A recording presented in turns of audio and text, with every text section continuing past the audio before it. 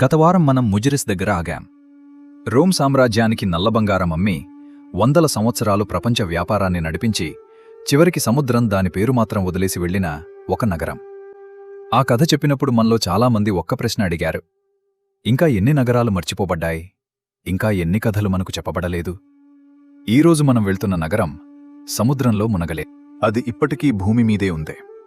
ఒడిశా రాష్ట్రంలో భువనేశ్వర్ నగరానికి కేవలం 5 కిలోమీటర్ల దూరంలో NH-16 హైవే మీద లింగరాజ్ టెంపుల్ వైపు వెళ్లే దారిలో వేలాది మంది ప్రతిరోజూ దాని పక్కనుంచే వెళ్తారు. బస్సులో, ఆటోలో, కారులో. వారు చూసేది ఏమిటి? గడ్డి పెరిగిన పాత మట్టిగోడలు మాత్రమే. కాని ఆ మట్టిగోడల కింద 2300 సంవత్సరాలుగా ఒక మహానగరం నిద్రిస్తోంది. ఆ నగరం ముందు నిలబడి చరిత్రలోనే అత్యంత శక్తివంతమైన చక్రవర్తుల్లో ఒకడు అశోక చక్రవర్తి వేరే మనిషిగా మారాడు. ఎందుకు? ఆ సమాధానం మనల్ని ఆశ్చర్యపరుస్తుంది. కాని అంతకంటే ఎక్కువగా అది మనల్ని గర్వపడేలా చేస్తుంది. ఈ వీడియోలో మనం 3 ప్రశ్నలకు సమాధానం వెతుకుతాం. మొదటి ప్రశ్న: ఒక UCLA ప్రొఫెసర్ ఉపగ్రహం నుండి ఈ నగరాన్ని చూసినప్పుడు ఆమె చేతులు ఆగిపోయాయి. ఎందుకు? 2300 ఏళ్ల నాటి ఆ నగరంలో ఏముంది ఆమెను ఆమాత్రం స్టన్ చేయటానికి? రెండవ ప్రశ్న: అశోకుడు లక్షల మందిని చంపగలిగాడు, సామ్రాజ్యాలను ఓడించగలిగాడు. కాని ఈ నగరాన్ని మాత్రం అతను ప్రత్యేకంగా చూశాడు. అది భయమా, గౌరవమా, లేదా వేరే ఏదైనా? మూడవ ప్రశ్న: ఈ నగరంలో రోమన్ బంగారు నాణేలు దొరికాయి. ఒడిశాలో ఒక నగరం రోమన్ సామ్రాజ్యంతో వ్యాపారం చేసిందా? ఆ సంబంధం ఎంత లోతుగా ఉంది? ఇప్పుడు ఒక్క విషయం అడగాలి. ఈ నగరపు పేరు శిశుపాల్గఢ్. శిశుపాల్ అతను మహాభారతంలో కృష్ణుడి శత్రువు, ఓడిపోయిన పాత్ర, ఖలనాయకుడు. ఒక మహానగరానికి ఒక ఓడిపోయిన ఖలనాయకుడి పేరు ఎందుకుంది? ఆ సమాధానం ఈ వీడియోలో మనకు చాలా కొత్త దృష్టికోణమిస్తుంది. ఒక్క విషయం ముందే చెప్పాలి: ఈ నగరపు అసలు చారిత్రక పేరు వేరే ఉంది, కళింగ నగరి. ఆ పేరు ఎవరు, ఎక్కడ రాశారు? ఆ సమాధానం మనల్ని ఒక అద్భుతమైన రాజు దగ్గరకు తీసుకెళ్తుంది. అశోకుడి తర్వాత కళింగను పునర్నిర్మించిన రాజు. కాని అంతకుముందు మనం వెళ్ళాలి 1948కి. సంవత్సరం 1948. భారతదేశానికి స్వాతంత్రం వచ్చి 1 సంవత్సరం అయింది. ప్రతీది కొత్తగా అనిపిస్తోంది. కొత్త దేశం, కొత్త గుర్తింపు, కొత్త భవిష్యత్తు.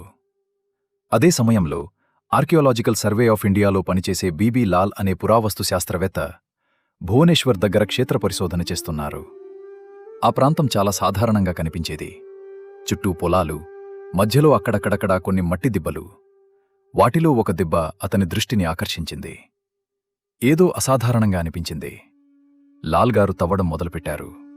మొదటి రోజు మట్టి, రాళ్ళు, సాధారణమైన పరిశోధన ఫలితాలు. రెండవ రోజు పాత కుండ పెంకులు, ఆసక్తికరంగా ఉంది. మూడవ రోజు ఒక గోడ, పెద్ద గోడ, చాలా పెద్ద గోడ. లాల్గారు ఒక అడుగు వెనక్కి వేసి చూశారు. ఆ గోడ ఒక్కటే కాదు, అది ఒక పెద్ద నిర్మాణంలో భాగం. అతను పైకి చూశారు, క్రిందికి చూశారు, చుట్టూ చూశారు. అప్పుడు అర్థమైంది, ఈ మట్టి దిబ్బలన్నీ ఒక నగరపు అవశేషాలు. లాల్గారు ఆ అన్వేషణలను లిఖితపరిచి ప్రచురించారు. కాని ఆ కాలంలో భారతదేశానికి చేయవలసిన పనులు చాలా ఉన్నాయి. విభజన, పునర్నిర్మాణం, దేశ నిర్మాణం. కళింగ నగరి వేచి ఉండిపోయింది. దాదాపు అర్ధశతాబ్దం వేచి ఉండిపోయింది. కాని అది దాగుకున్న రహస్యం, అది వేచి ఉంది. ఉపగ్రహం నుండి షాకింగ్ ట్రూత్. 2000 సంవత్సరంలో UCLA విశ్వవిద్యాలయంలో పనిచేసే ప్రొఫెసర్ మోనికా స్మిత్ అనే పురావస్తు శాస్త్రవేత్త శిశుపాల్గఢ్ దగ్గరకు వచ్చారు. ఆమె ఆధునిక పురావస్తు పద్ధతులతో పనిచేసేవారు. భూసర్వేలు, ఉపగ్రహ చిత్రణ, ప్రాదేశిక విశ్లేషణ. ఆమె ఉపగ్రహ సమాచారం తెరిచి ఆ ప్రాంతాన్ని చూసింది. ఆమె చేతులు ఆగిపోయాయి. ఉపగ్రహం నుండి చూస్తే కళింగ నగరి ఒక పరిపూర్ణ చతురస్రం. ఒక్క అంశం కూడా తేడాలేదు. 4 వైపులా సుమారు 1000 నుండి 1200 మీటర్లు. మొత్తం విస్తీర్ణం దాదాపు 130 హెక్టార్లు. ప్రతివైపుకి సరిగ్గా 2 ద్వారాలు, మొత్తం 8 ద్వారాలు. నగరంలో వీధులు ఖచ్చితమైన గ్రిడ్ నమూనాలో, ఒకదానికి ఒకటి పరిపూర్ణంగా 90 డిగ్రీల కోణంలో. ఇది 2300 సంవత్సరాల నాటి నగరం. జీపీఎస్ లేకుండా, కంప్యూటర్స్ లేకుండా, ఆధునిక సర్వే పరికరాలు లేకుండా, కేవలం కంబాలు, త్రాడు మరియు మానవ చింతన. మోనికా స్మిత్ ఒక ముఖాముఖి సంభాషణలో చెప్పారు, అధునాతన పట్టణ ప్రణాళిక పాశ్చాత్య ఆవిష్కరణ కాదు, ఇది మానవ ఆవిష్కరణ. కళింగనగరి మనకు అది చూపిస్తుంది. ఆ మాటలు ఒక్క నిమిషం మన మనసుల్లో స్థిరపడనివ్వండి.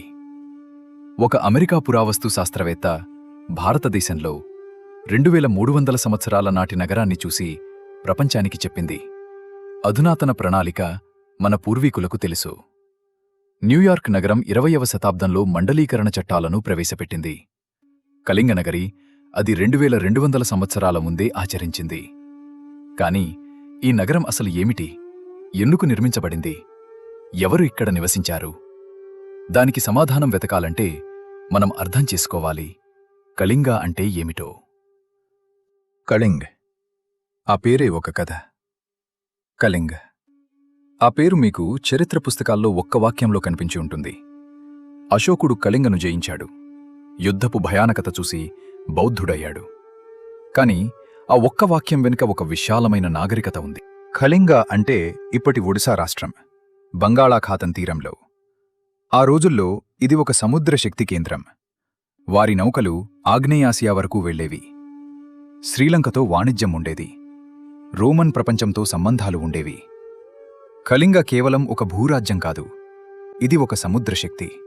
మరియు కళింగ నగరి, ఇది ఆ శక్తి యొక్క రాజధాని. హాథీ గుంఫ, రాతిపై రాసిన సత్యం.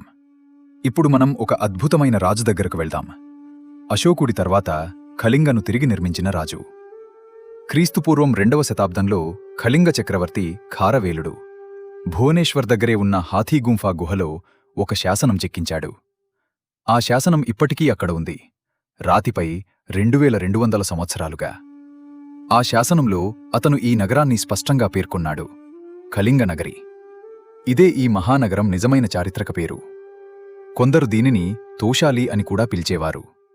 ఖారవేలుడు తన శాసనంలో ఈ నగరాన్ని తాను మరింత అధునాతనంగా తిరిగి నిర్మించినట్లు వివరించాడు. అంటే ఏమిటి? అశోకుడు కళింగను జయించాక ఈ నగరం నాశనం కాలేదు, బ్రతికింది, మళ్లీ లేచింది, మళ్లీ నిర్మించబడింది. కాని ముందు వెళ్ళాలి ఆ యుద్ధానికి, క్రీస్తుపూర్వం 261కి. ఈ చరిత్రలో అతి రక్తపాత యుద్ధం. క్రీస్తుపూర్వం 261 సంవత్సరం. అశోకుడికిప్పటికే విశాలమైన సామ్రాజ్యం ఉంది. ఆఫ్ఘనిస్తాన్ నుండి బంగ్లాదేశ్ వరకు, ఉత్తరం నుండి దక్షిణం వరకు, దాదాపు మొత్తం ఉపఖండం. ఒక్క ప్రాంతం మాత్రమే బయట ఉంది, కళింగ. కళింగ ఎందుకు అతనికి ముఖ్యం? వ్యూహాత్మక కారణాలు చాలా ఉన్నాయి. బంగాళాఖాతం తీర ప్రాంతం, సముద్ర వాణిజ్య మార్గాలు, ఆగ్నేయాసియా ప్రవేశం. కానీ ఒక లోతైన కారణం కూడా ఉంది. కళింగ ఒక స్వతంత్ర శక్తిగా నిలబడటం, అశోకుడి సార్వత్రిక సామ్రాజ్య స్వప్నానికి ఒక సవాలు. యుద్ధం మొదలైంది. అది చాలా క్రూరంగా ఉంది. మనకది ఎలా తెలుసు? అశోకుడే చెప్పాడు. ధౌళిలో, కళింగ నగరికి కేవలం 8 కిలోమీటర్ల దూరంలో ఒక బండమీద అతను మాటలు చెక్కించాడు. రాతి శాసనం 13. ఆ మాటలు ఇప్పటికీ అక్కడున్నాయి, 2280 సంవత్సరాల తర్వాత కూడా. ఆ శాసనంలో అతను రాశాడు, దేవనంపియ రాజు కళింగ ప్రాంతాన్ని జయించినప్పుడు 1,70,000 మంది బందీలుగా తీసుకెళ్లబడ్డారు. 1,00,000 మంది యుద్ధంలో మరణించారు. దానికంటే అనేక రెట్లు ఎక్కువ మంది రోగాలతో, ఆకలితో తర్వాత మరణించారు. ఇవి అతని సొంత మాటలు, రాతిపై చెక్కబడిన మాటలు. చరిత్రలో ఏ విజేత అయినా తన విజయం గురించి ఇలా రాశాడా? తన చేసిన హత్యాకాండను ఇలా అంగీకరించాడా? అశోకుడు చేశాడు. ఇక్కడ ఒక స్ట్రైకింగ్ జియోగ్రాఫికల్ డీటెయిల్ మనం గమనించాలి. ధౌళి అశోకుడు పశ్చాత్తాపం రాసిన బండ, మరియు కళింగనగరి అతను ఓడించిన నగరం, ఈ రెండూ ఒకే ప్రాంతంలో ఉన్నాయి. స్పష్టమైన ఆకాశంలో ఒకటి నుండి మరొకటి చూడవచ్చు. అంటే అశోకుడు నాకు పశ్చాత్తాపం ఉంది, ఇక యుద్ధం చెయ్యను అని రాస్తున్నప్పుడు అతను అదే నగరాన్ని చూస్తున్నాడు. అతను ఓడించిన నగరాన్ని, లక్షల మందిని మరణానికి పంపిన నగరాన్ని. ఆ దృశ్యం అతనిలో ఏం కలిగించింది? మనకు ఖచ్చితంగా తెలియదు, కానీ మనం ఊహించగలం. అశోకుడు కళింగనగర్ని నాశనం చేయలేదు. ఎందుకు? ఇక్కడే నిజమైన రహస్యం ఉంది. యుద్ధం తర్వాత పురాతన ప్రపంచంలో విజేతలు సాధారణంగా ఏం చేసేవారు? ఓడించిన రాజధానిని నాశనం చేసేవారు, గోడలు కూల్చేవారు, దేవాలయాలు నేలమట్టం చేసేవారు, శక్తి చిహ్నాలను తుడిచివేసేవారు. అశోకుడు కళింగనగరితో అలా చెయ్యలేదు. ఆ నగరం మనుగడలో ఉంది. చరిత్రకారుల అభిప్రాయం ప్రకారం అశోకుడు యుద్ధం తర్వాత ఈ నగరాన్ని తన మౌర్య సామ్రాజ్యపు ముఖ్యమైన పరిపాలనా కేంద్రంగా మార్చాడు. అశోకుడి తర్వాత కూడా వందల సంవత్సరాలు అభివృద్ధి చెందింది. వాణిజ్యం కొనసాగింది, జనాభా పెరిగింది. పండితులు దీనికి 3 వివరణలు ఇస్తారు. మొదటి వివరణ: అశోకుడు ఆ విధ్వంసం చూసిన తర్వాత బౌద్ధమతంలోకి మారాడు. బౌద్ధ తత్వశాస్త్రం చెబుతుంది, నాశనం చెయ్యకు, హాని చెయ్యకు. కళింగనగరిని వదిలేయటం అతని మొదటి అహింస చర్య కావచ్చు. రెండవ వివరణ: ఆచరణాత్మక వివేకం. కళింగనగరి అభివృద్ధి చెందుతున్న వాణిజ్య కేంద్రం. దాన్ని నాశనం చేయటం సామ్రాజ్య ఆర్థిక వ్యవస్థకు నష్టం కలిగించేది. తెలివైన విజేత ఆర్థిక యంత్రాన్ని పనిచేయనిస్తాడు. మూడో వివరణ, మరియు ఇది అత్యంత ఆసక్తికరమైనది: ఆ నగరపు స్థాయి మరియు అధునాతనత చూసి అశోకుడు నిజంగా ఆకట్టుకున్నాడు.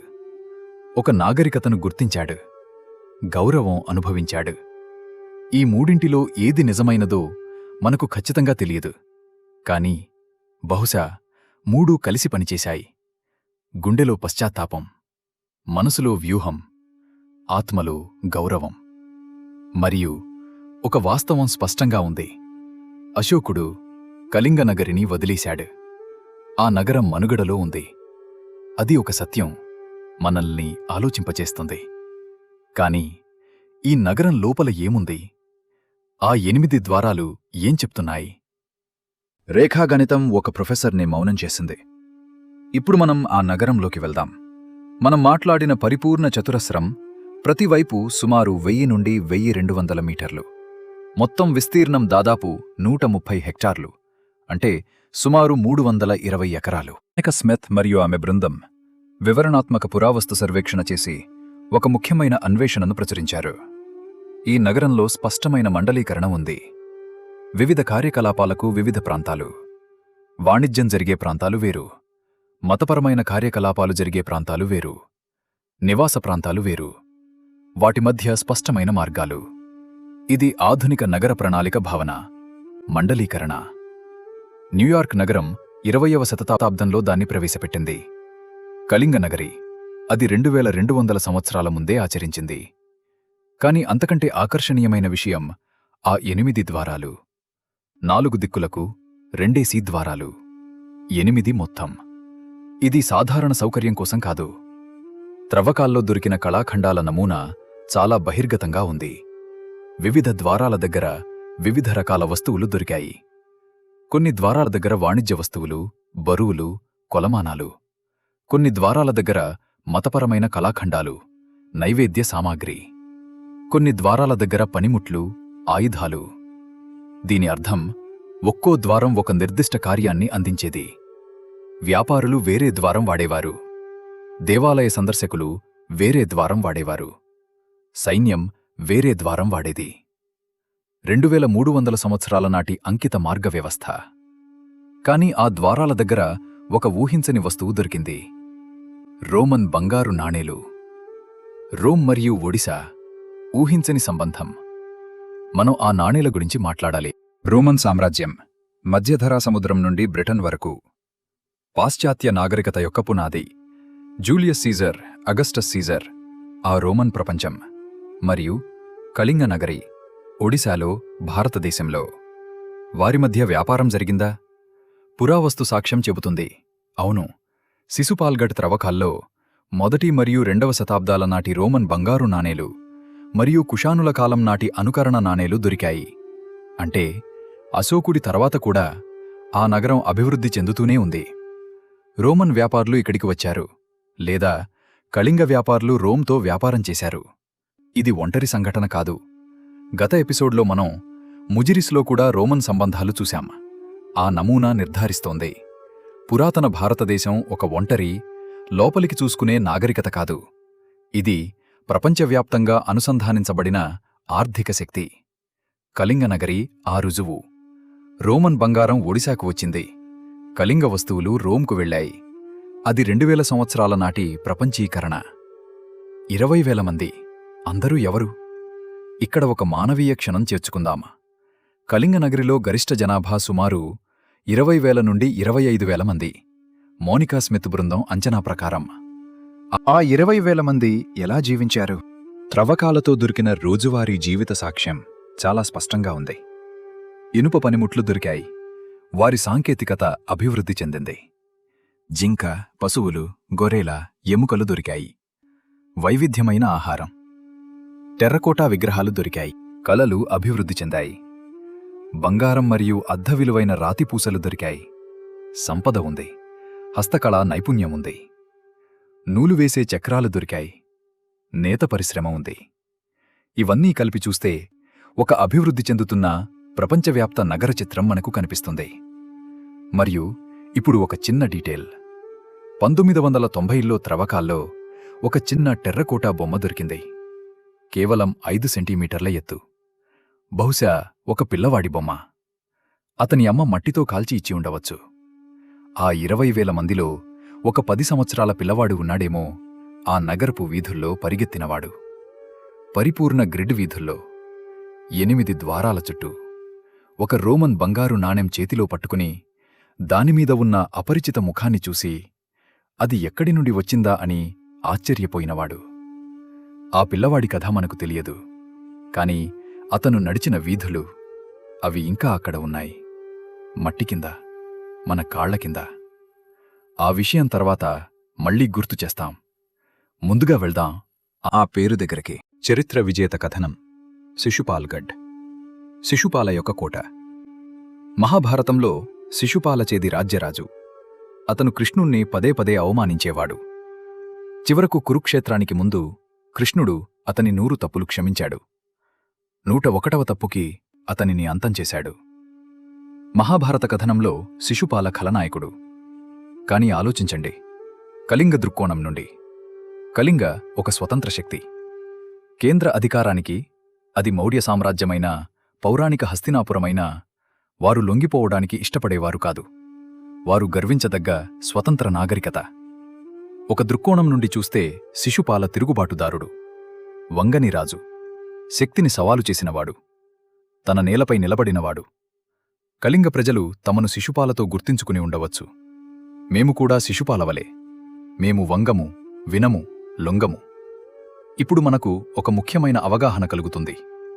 చరిత్ర అనేది విజేత యొక్క కథనం. మహాభారతంలో శిశుపాల ఖలనాయకుడు ఎందుకంటే కృష్ణ దృక్కోణం నుండి చెప్పబడింది. కాని కళింగలో అతను బహుశా హీరో. మరియు అది మనల్ని ఒక లోతైన ప్రశ్నకు తీసుకెళ్తుంది. మన చరిత్రలో మనకు ఖలనాయకుడిగా చెప్పబడిన ఎంతమంది? వేరే వైపుల నుండి హీరోలు? మనకు ఓడిపోయినవారు అని చెప్పబడిన వారిలో ఎంతమంది నిజంగా తమ నేల కోసం నిలబడ్డారు? కళింగ నగరి ఆ ప్రశ్న అడుగుతోంది. ఆ ప్రశ్నకు సమాధానం మనం అన్వేషించాలి. కాని ఇప్పుడు వెళ్దాం ఆ నగరంలో జరిగిన అత్యంత రహస్యమైన విషయం దగ్గరికి. ఒకరోజు 20,000 మంది ఉన్న నగరం ఖాళీ అయింది. 4వ శతాబ్దం. ఒక నగరం అదృశ్యమైంది. 4వ శతాబ్దం క్రీస్తు శకం తర్వాత. కళింగ నగరి 700 సంవత్సరాలు అభివృద్ధి చెందింది. అశోక విజయాన్ని బ్రతికింది. రోమన్ వ్యాపారం అభివృద్ధి చెందింది. ఖారవేలుడు దాన్ని పునర్నిర్మించాడు. తరతరాల కళింగ ప్రజలు ఆ వీధుల్లో నడిచారు, ఆ ద్వారాల్లో వెళ్లారు, ఆ నగరంలో పుట్టారు, మరణించారు. తర్వాత క్షీణత మొదలైంది. పురావస్తు సాక్ష్యం చూస్తే 4వ శతాబ్దం తర్వాత కార్యకలాపాలు గణనీయంగా తగ్గాయి. 5వ శతాబ్దానికి నగరం ఆచరణాత్మకంగా విడిచిపెట్టబడింది. 20,000 మంది ఎక్కడికి వెళ్లారు? పండితులు 3 సిద్ధాంతాలను ప్రదర్శిస్తారు. మొదటి సిద్ధాంతం, రాజకీయ క్షీణత. కళింగ రాజ్యం బలహీనమైంది. రాజధాని వేరే చోటికి మార్చబడింది. కళింగ నగరి వ్యూహాత్మక ప్రాముఖ్యత పోయింది. రెండవ సిద్ధాంతం, వాణిజ్య మార్గ మార్పులు. రోమన్ సామ్రాజ్యం 4వ శతాబ్దానికి క్షీణించడం మొదలైంది. పాశ్చాత్య వాణిజ్య సంబంధాలు బలహీనమయ్యాయి. ప్రపంచవ్యాప్తంగా అనుసంధానించబడిన కళింగ నగరి ఆర్థిక వ్యవస్థ తీవ్రంగా ప్రభావితమైంది. 3వ సిద్ధాంతం పర్యావరణ కారకాలు. దయానది, వరదలు, బహుశా పర్యావరణ మార్పులు నగరాన్ని నివాసయోగ్యంగా మార్చి ఉండవచ్చు. ఈ 3 సిద్ధాంతాలు ఏకకాలంలో నిజం కావచ్చు. చరిత్రకు అరుదుగా ఒకే కారణాలు ఉంటాయి. చివరి కుటుంబం. 450 ఈ నగరంలో చివరి కుటుంబం తమ ఇల్లు తాళం వేసి వెళ్ళింది. వారు వెనక్కి చూశారు. ఆ 8 ద్వారాలు ఖాళీగా కనిపిస్తున్నాయి. పూర్వం శబ్దంతో నిండిన వీధులు నిశ్శబ్దంగా ఉన్నాయి. వ్యాపారులు అరిచిన గొంతులు వినిపించటం లేదు. పిల్లలు పరిగెత్తే చప్పుడు లేదు. రోమన్ నాణేలు మారిన వ్యాపారుల మాటలు లేవు. వారు ఏడ్చారా? బహుశా. వారు తిరిగి వస్తామని అనుకున్నారా? తెలియదు. కాని వారికి తెలియని విషయం ఒక్కటే ఉంది. వారు విడిచిపెట్టిన నగరం, వారు మూసిన ఆ తలుపు, వారు చివరిసారి చూసిన ఆ ద్వారాలు 2300 సంవత్సరాల తర్వాత కూడా మనం మాట్లాడతామని. వారు శాశ్వతమయ్యారు. వారికి తెలియకుండానే. కళింగ నగరి అదృశ్యమైంది. రోమ్ అదృశ్యమైంది. అలెగ్జాండ్రియా అదృశ్యమైంది. కాని వారు నిర్మించిన విషయాలు, వారు సృష్టించిన జ్ఞానం, వారు రూపకల్పన చేసిన వ్యవస్థలు, అవి మనుగడలో ఉంటాయి. జ్ఞాపకాలలో, పురావస్తు రికార్డులో, మరియు ఇలాంటి కథలను చెప్పే వీడియోస్లో. మోనికా స్మిత్ యొక్క మాటలు. 2007 సంవత్సరంలో మోనికా స్మిత్ ప్రచురించిన పరిశోధన పత్రం ఒక నిర్దిష్ట పరిశీలన చేసింది. ఆమె అన్నారు, కళింగనగరి దక్షిణాసియాలో ప్రారంభ పట్టణీకరణ ఎలా కనిపించిందో మనకు చూపిస్తుంది. అది యాదృచ్ఛికం కాదు. అది ఆదిమం కాదు. అది ప్రణాళిక చేయబడింది. అది అధునాతనమైనది.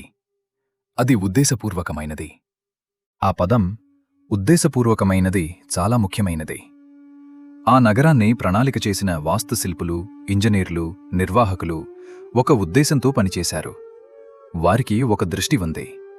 భవిష్యత్తు నగరం ఎలా ఉండాలో వారికి తెలుసు. వారు దాన్ని నిర్మించారు. 2300 సంవత్సరాల నాటి మానవ దృష్టి, మానవ ఉద్దేశ్యం, మానవ సామర్థ్యం. ఆమె మరొక ముఖాముఖి సంభాషణలో అన్నారు, నేను కళింగనగర్ని సందర్శించిన ప్రతిసారీ నేను చరిత్ర యొక్క కూర్చునే గదిలో నిలబడి ఉన్నట్లు అనిపిస్తోంది. చరిత్ర యొక్క కూర్చునే గది. ఆ వ్యక్తీకరణ అద్భుతంగా ఉంది.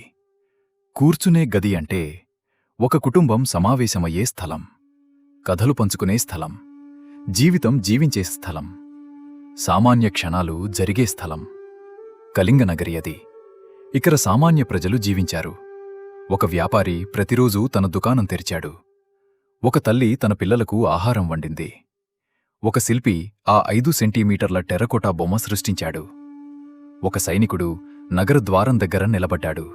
మరియు ఆ 10 సంవత్సరాల పిల్లవాడు రోమన్ నాణెం చేతిలో పట్టుకుని, అది ఎక్కడి నుండి వచ్చిందో తెలియక, కాని అది చాలా దూరం నుండి వచ్చిందని మాత్రం అర్థం చేసుకుని ఆశ్చర్యపోయినవాడు.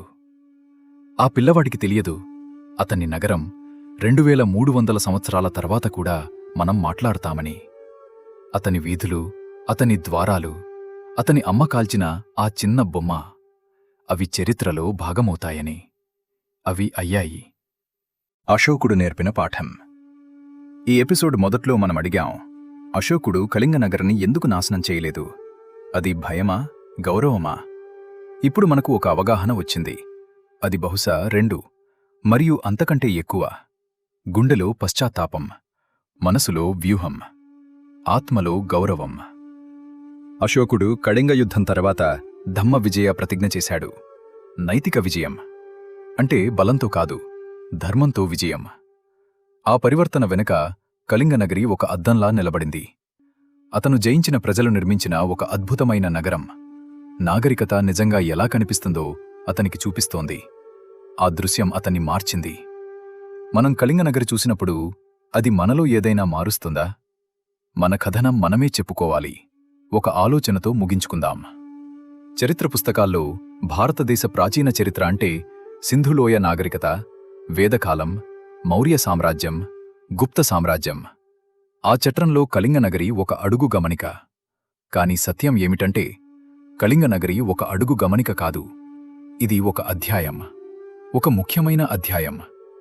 2300 సంవత్సరాల నాటి పరిపూర్ణ పట్టణ ప్రణాళిక, ప్రపంచ వాణిజ్య సంబంధాలు, చరిత్రలోని గొప్ప విజేతలలో ఒకరిని బ్రతికిన నగరం, ఖారవేలుడు పునర్నిర్మించిన నగరం, రోమన్ బంగారం నడిచిన నగరం, 700 సంవత్సరాలు అభివృద్ధి చెందిన నగరం.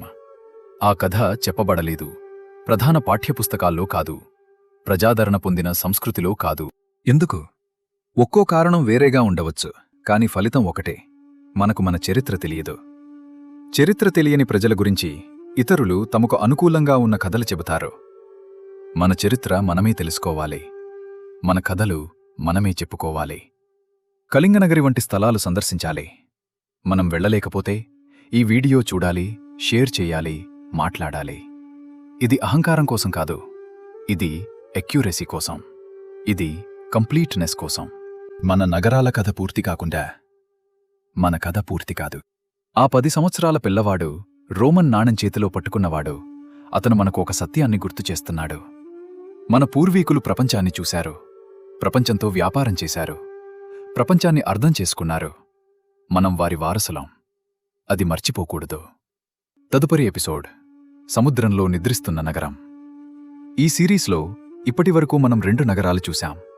ముజిరిస్, రోమ్ను శాసించి సముద్రంలో మునిగిపోయిన నగరం. కళింగనగరి, అశోకుడు నాశనం చేయలేకపోయినా 700 సంవత్సరాలు వృద్ధి చెంది తర్వాత మాయమైన నగరం. తరువాత ఎపిసోడ్లో మనం వెళ్తున్నాం ఒక నగరానికి, అది సముద్రపు అడుగున నిద్రిస్తోంది. స్కూబా డైవర్స్ దాన్ని కనుగొన్నారు. సైంటిస్ట్స్ దాని వయసు క్యాల్కులేట్ చేసి షాక్ అయ్యారు. మిత్స్ మరియు ఆర్కియాలజీ ఒకే పాయింట్ వేపు చూస్తున్నాయి: పూంపుహార్, సముద్ర గర్భంలో మునిగిపోయిన చోళుల సామ్రాజ్యం. ఆ కథ మిమ్మల్ని ఆగిపోయేలా చేస్తుంది.